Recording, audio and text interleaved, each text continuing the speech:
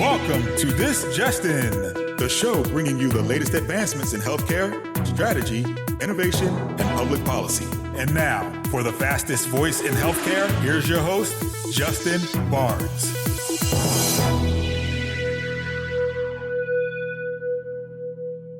Thank you for tuning in, and welcome to the special summer episode of This Just In Radio.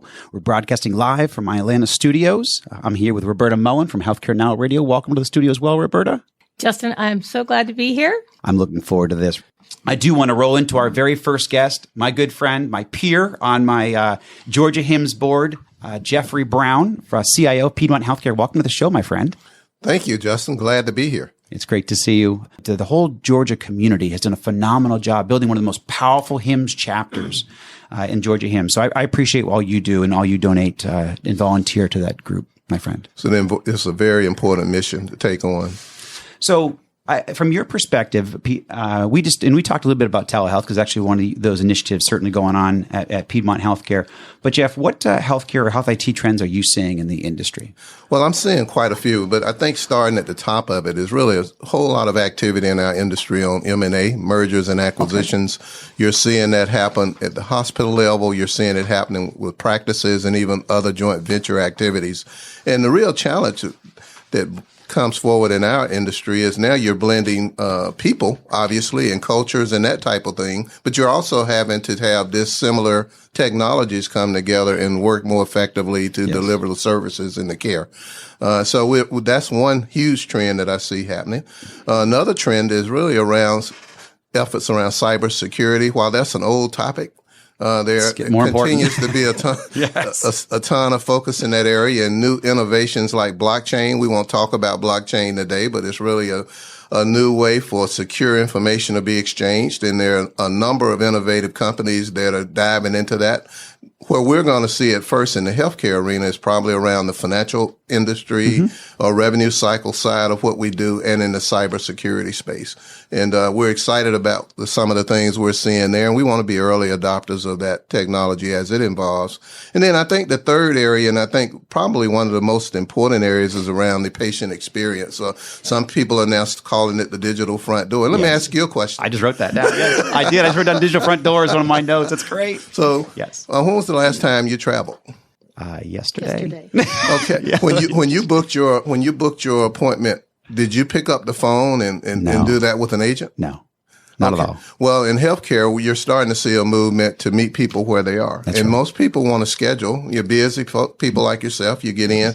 You want to be able to schedule based on the convenience of time and access from wherever you are. Very true. And so we're all doing that. And I think we're seeing a big push to get healthcare caught up with the rest of the 21st century. I couldn't agree more. Yeah, the no digital front door. I actually would like to take a second, even before we move on, because we have the time, share maybe a minute on blockchain, because that's something that we've spoken about in the industry for now many years. I don't think people really understand it.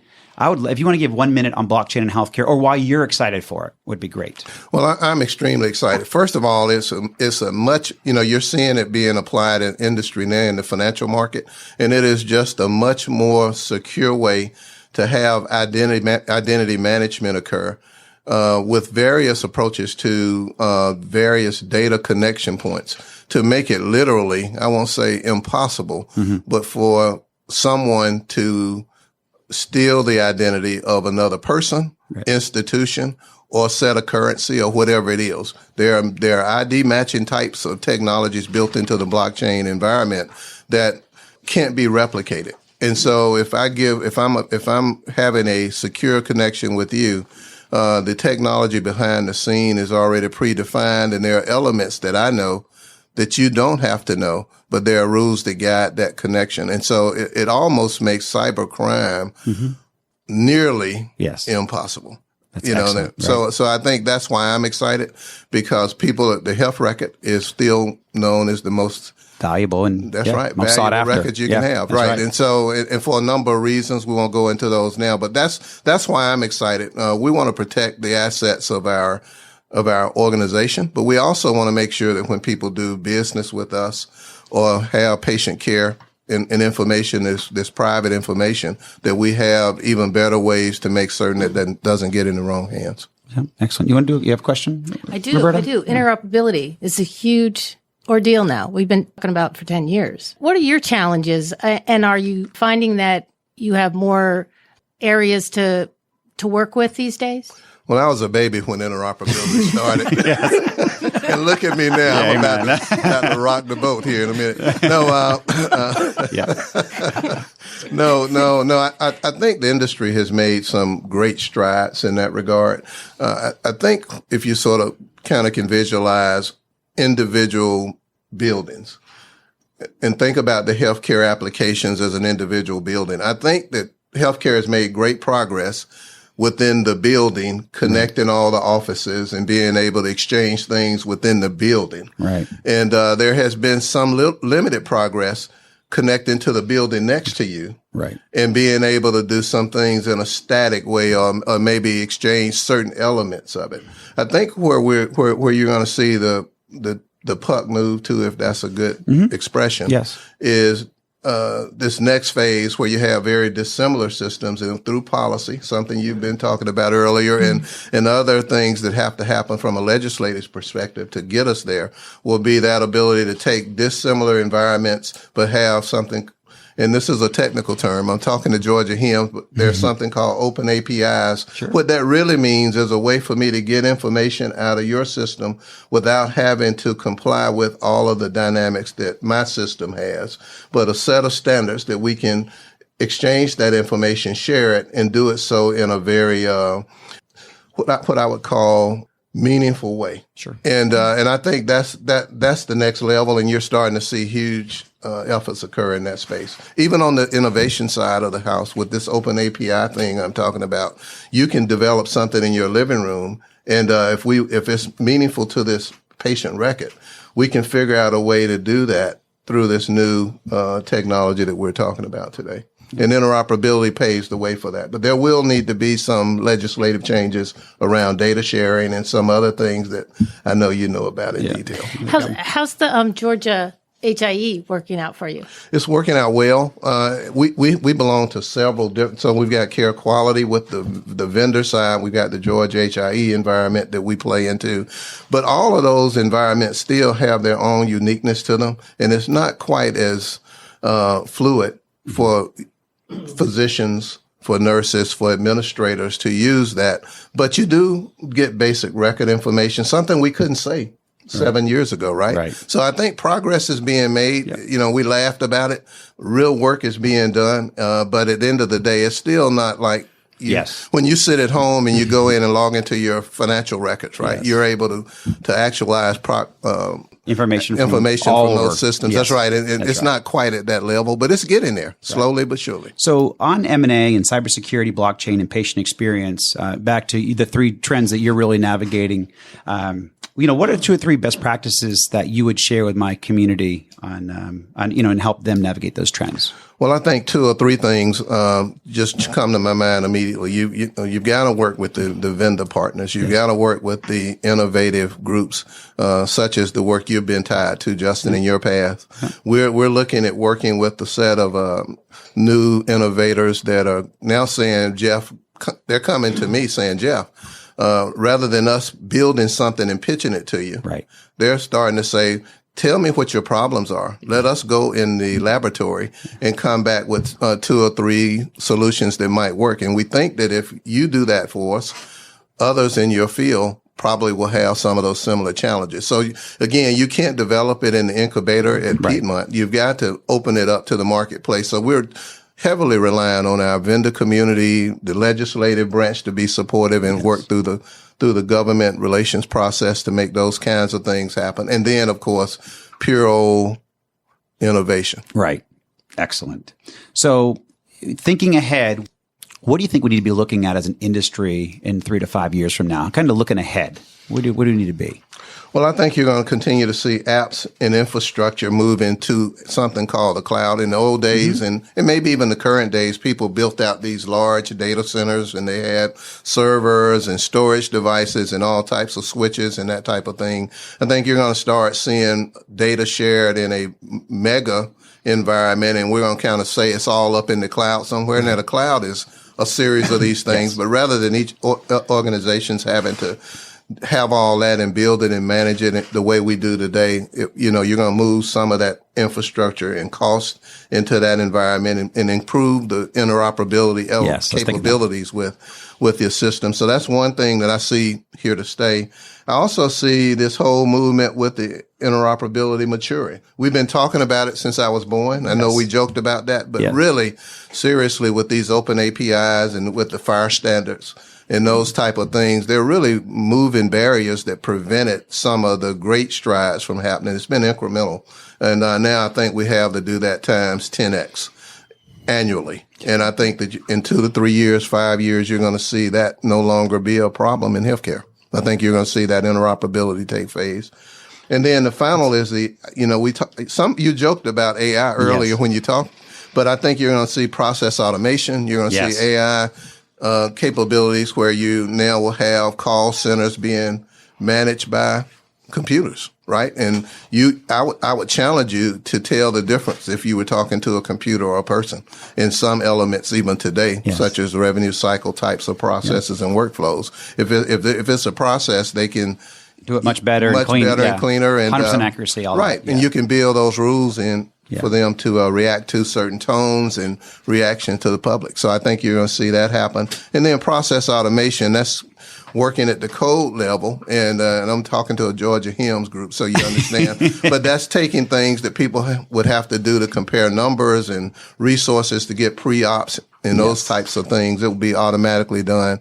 And it took people to do them. Today, people do those things. Right. So I think automation is moving into healthcare in a major way, and I think it's through this robotic process automation. I see that being a huge part of our future. Yeah, I actually have I was educated on RPA about a year ago. I have an investment in revenue cycle management, and they told me because I saw it on a budget line. I'm like, what are we doing with all this? And they said, well, this is basically how we're going to manage our RCM, coming up. And it's just taking the human aspect out of it, 100% accuracy, and you got all the rules and everything built right in, and it's a fraction of the cost. I mean, it's amazing. So the humans listening, it's not taking your jobs away. It's just it will allow you to focus on more complex types. Correct. But where a computer can't help us because there's tens of thousands of areas that we need humans involved in, but there's things that we don't need humans involved in where humans create errors, and that's where we need the computers to help. Right. Geoff, as always, my friend, great to have you in studio. Great to see you. Thank you for kicking the show off with me. And you have a great afternoon, my friend. I will. Thanks for having me. You got it. Have a great day. Thanks, Geoff. Geoff Brown, CIO of Piedmont Healthcare. And welcome, Blitch, CEO of Patient Co. It is great to be here. I mean, and sitting next to Geoff, it's even better. I started my whole life journey off at Piedmont Hospital. Yeah, I was born there. God bless. Yeah, it's a great place. Great place to be from. Two great people. Yeah. Well, no, that's the whole fun part and fun aspect of the show.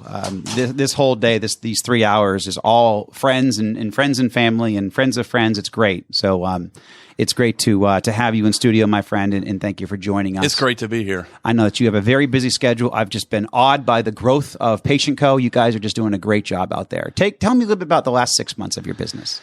Well, I think the last 6 months or a year, whatever, or years. Yeah, you guys have been doing well. Yeah, it's exciting. It's all about listening to the marketplace on some of these big trends and building a great technology platform that solves these patient financial experience problems that we all experience. Yes. I mean, whether you're a doctor or a nurse or an administrator or a consumer, we all experience these challenges, and every challenge is there to be solved for. Amen. Now, I'll never forget, gosh, this is about 7-8 years ago. You had just started the company. 9 years. I remember seeing you started off, obviously you're out of Georgia Tech. You started off in the Atlanta area, and we got a bill at our house from Patient Co. And my wife opened up the bill. She's like, this is the best bill I've ever seen in my life. I'm like, let me see it. And I was still a Greenway at the time. And I'm like, that's Bird's company. Oh my gosh. I need to bring you in to speak to the whole company about this experience. They get inspired by that. Yeah. So what healthcare, health IT trends are you seeing in the industry, Bird? You mentioned early on at Patient Co, but a lot of this started around the whole advent of the deductible. And, we think of deductibles with automobiles. We think of them with houses. Who knew it would rise to be such a big deal in healthcare? And so the Deductibles now, are certainly well north of $2,000, and well over half of all Americans, have a deductible. And that's a lot of money. When you pile that up and you look at a health system that is dealing with a lot of patient financial responsibility and is tied to these trends that are being driven by deductibles, those are a lot of dollars that we have to figure out how to solve for. And then these high cost, another big trend. This is something that I think we can all identify with. It can lead patients to avoid care. For sure. Oh, I'm watching that. Yes. I saw the other day 54% of many consumers have skipped necessary medical care due to cost. No doubt. For sure. Crazy. Yes. And that's not what we want. No, right? no. So They when need you get care, into the yes. why of why we come to the office every day, is Good to point. help solve some of these issues. Yeah. They're really critically important to healthcare being successful and to patients staying well. Yeah, I would say 54% delayed or canceled care due to cost. I would certainly, I literally watch it, and I just see it. You see it. Even with your friends. It's also, they're not even sure what they're going to pay. It might be $10. It might be $50, or it could be $1,000. They don't know. You don't know, right? And so, and that's natural. You're not sitting on tons of money. It would scare you. Going, you know what? I'm going to skip this. And most other purchases we do from a consumer life cycle journey, we know. Yes. We have thought about it before we go in. And that's something that entrepreneurial companies can solve for. That's a great thing about this country. We can see problems and go solve for them. And the talent is there in this country to go do that. Excellent. So, what 2 or 3 best practices or strategies can you share to help others navigate those trends? Well, I think if you are in a health system today, and health system, certainly your mission is to provide great clinical care, but you got to get patients. Mm-hmm. They are the customers. And so if we are going off what we just talked about around affordability, yes. There is an affordability crisis here. There is significant. It's growing every day too. It's growing every day. Yeah. And so I think, when you think about what health systems can do to solve for that, earlier this year at Patient Co, we conducted a survey of patients and providers, and we found that nearly 70% of patients want to enroll in payment plans online. Yes. As opposed to calling the health system, talking it through. I'm busy. I want to be able to self-service. And so I asked more of the team, let's dig into this further. And we built a case study around that. Now, Geoff just walked out, but we wanted to prove the theory around some assumptions. And Piedmont Healthcare increased payment plan adoption by 400%. Wow. In just 2 months after offering self-service enrollment. And the key there is self-service. Yes. So when we think about consumers, we so many times like to self-serve. Yes. Oh, yeah. We just talked about that. I travel now every week, and I'm between Delta, Hertz, and Uber. Everything is self-service. I don't talk to anybody, and I get the very best prices and the best service. It's everything I want. It's and perfect. You're in control. You're in control of that. 100%. So I roll that into this broad consumerism strategy. How are health systems thinking about treating patients? So they all have the goal of providing, they want to be in the number. I'm sure Piedmont, Northside, Wellstar, all these systems in Atlanta, they want to be leading around clinical care, but who wants to be number one in providing great financial care? That's excellent. No, that's perfect. And I did not plan you and Geoff being together. I just know it's a very small world. I didn't even know he was here until I walked in. Walked in the studio, and there's I Geoff. recognize that voice. Exactly.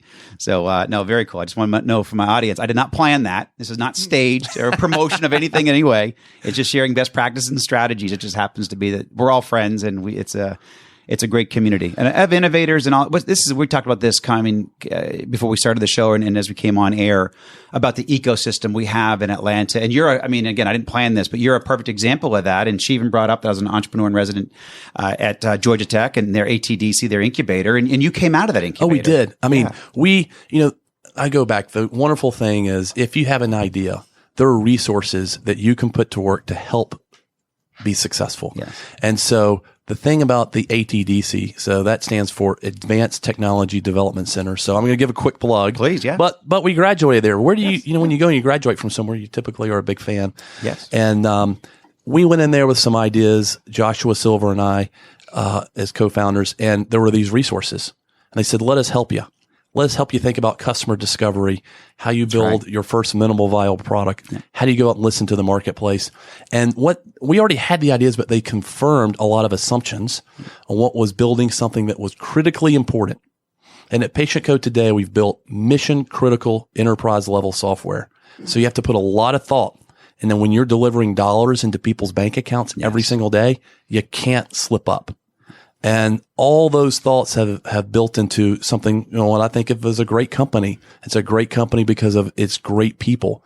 It's great people because we're in a great community that supports us. So we have a lot to be thankful for, for all the entrepreneurial type segments and circles and that help promote us. Supporters. Right. Yes. And you're one of them. Yeah. I mean, you've been there for us at different points of the way. Yeah. The journey's long and hard, but you got to be focused on the mission and be very committed to it. Yeah, and I mentioned that ecosystem. So we've got, great institutions like Georgia Tech that gives us great graduates like you that become great entrepreneurs, very, very smart, and also foster them along with the ATDC as their incubator. But then also the health systems like Piedmont and Emory and Children's who take our innovations and adopt them and put them in the market. You got it, and help us build our products. And on top of that, and so that ecosystem is critically important. You have to have all these different components. It's not just about having an incubator or having a health system or having a college, but it's about or having other companies. It's about having them all work together. And the companies are so key. Atlanta has, they're one of the leading 250 at any given time. Think about that. These Fortune 500 companies are 5,000. Yes. And so what these companies have been great at is saying, we want to lean on you to help build some of our ideas. We want to lean on you when it comes to inspiring innovation. Yeah. And they don't have the know-how to build the innovation, but they have the know-how to understand what the gates are, to test it, to deploy it, and to hold people accountable. And they do. They hold people accountable. But that's how you build a community of something that's great. That's excellent. So this is a blueprint. And I like talking about this because I like to help everybody. And my listeners are from all over the world and all over the country. And so, Austin can do this and LA can do this. Every community needs to do this because healthcare is, we're talking about it's a $4 trillion annual issue. Crazy. Yeah. Crazy amount of growth and expansion of our costs. When a country, we can't afford these high growth of our costs. And so we need to tackle them, and we need more innovators tackling it. We need more policymakers tackling it, and we need more institutions tackling it. And we as communities can do it together. We can. And I just like to put a call out. Yeah. If you are thinking about solving important problems in the world, there's no better place than healthcare technology. And for that, there's no better place than Atlanta. Totally Patient Co is the combination of payments, and they've got a huge fintech cluster here and healthcare technology. And you put that together with places like Georgia Tech and Georgia State and Emory that we can recruit out of. It's amazing what you get. And I got to get you to our new offices in Midtown. We moved down there. We're right in the center of this ecosystem. And you walk out on the sidewalk. There's just energy. You just feel the energy. Yeah. And so here we are solving very important issues around huge opportunities around the patient financial experience. And we're right here in Atlanta. It is pretty cool. Love it. So thinking beyond today, what do you think, what do you see as a key strategy or trend that we must be ready to successfully navigate in 3 years from now? Well, we talked about healthcare costs. We talked about deductibles, high deductible healthcare plans. I think to go back to that theme of addressing affordability, every single person who's experienced healthcare knows that this is an issue. And you can pick up the paper, you can listen to the news. It's going to be talked about on shows like this. And so that is important. Now, if you start, going through the next 3 years, I think consumerism in healthcare will be the trend, not just a trend, but the trend. I agree. And health systems have to think about how they are presented in a retail-like way to match the consumer experiences that we all have with other type of institutions. So far, this is a resounding theme. Is exactly what Geoff said. Did he? Yeah. Well, and actually, that was my notes. I wrote down my pre-notes under the show, digital front door, and the whole consumer piece. And that was my notes. Then he brought it up. He laughed. Now I'm laughing at you. Everybody's saying this. It is. From a healthcare system, we as consumers go in through one door and we get access to all the care and all the doctors and nurses. But what about the cost and the payment side? It's all disjointed. So completely agree. We are a disruptive business as we think about that. Imagine a day where you have one bill where everything is on that, just like your healthcare bill can be. You have a water bill. Yes. You have an Amex bill. Yes. And all this is together. You see it all in one place. And therefore, your patient experience goes through the roof because finally you have control and you understand it. You can finance it. You can pay it. You could even defer it, but you understand your choices. And that's what Patient Co is about, is empowering us as consumers to go address this problem and create a better patient experience and and most importantly, health systems that are very happy that they solve for this.